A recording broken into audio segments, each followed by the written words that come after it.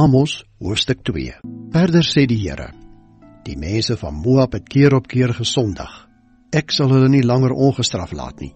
Die bene van Edom se koning het hulle tot as verbrand.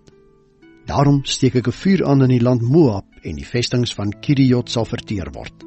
Moab sal omkom onder oorlogsrumoer en onder die geblaas van die trompet. Ek sal hulle koning uitroei en al sy leiers saam met hom doodmaak. So sê die Here. Die Here se oordeel oor Juda en Israel. Dit is wat die Here sê. Die mense van Juda sondig keer op keer. Ek sal hulle nie langer ongestraf laat nie. Die gebooie van die Here het hulle verwerp, sy voorskrifte nie nagekom nie. Hulle is mislei deur dieselfde leuns as hulle voorouers. Daarom sal Juda in die brand steek, al die vestings van Jerusalem verteer. Die Here sê, die mense van Israel het keer op keer gesondig. Ek sal hulle nie langer ongestraf laat nie. Hulle die reg verdraai, eerlike mense vir geld verkoop en armes vir 'n paar sandale. Hulle vertrap hulpelose mense in die stof van die aarde. Hulle tree onregverdig op teenoor behoeftige mense. 'n Seun en sy pa slaap by dieselfde meisie. So bring hulle my naam in die skande. By elke altaar lê hulle op klere wat hulle as pand gevat het.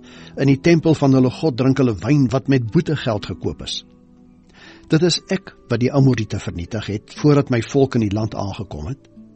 Hulle was so lank soos seders, so sterk soos akkerbome, maar ek het hulle uitgeroei met wortel en tak. Dit is ek wat julle bevry het uit Egipte. Ek het julle 40 jaar lank deur die woestyn gelei om die land van die Amoriete in besit te neem. Sommige van julle seuns het ek gekies om profete te wees. Ander jong mans het ek gekies om Nasareërs te wees. Die Here vra, is dit nie so nie, mense van Israel? Julle laat Nasareërs sondig deur hulle wyn te laat drink. Vir die profete sê julle, moenie profeteer nie. Ek sal julle laat kroon soos 'n waakroon wat met graangerwe oorlaai is. Julle vinnigste hardlopers sal nie wegkom nie.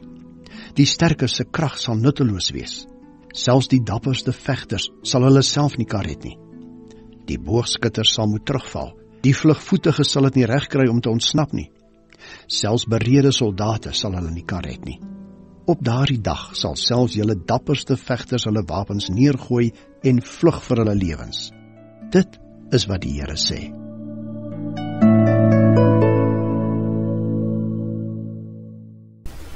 Tot sover.